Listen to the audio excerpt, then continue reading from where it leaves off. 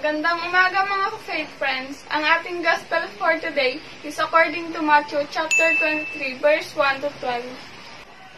Noong mga panahon na iyon, maraming ginawang batas ang mga Pariseyo, na siguro okay lang sa mayayaman, ngunit pabigat sa mahihirap.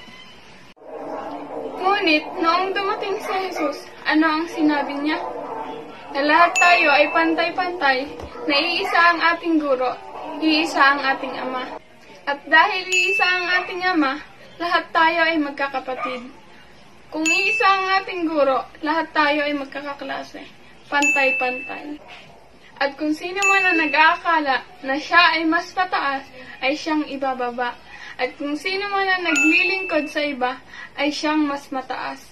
For more videos, you may subscribe to our YouTube channel, Faithbook PH.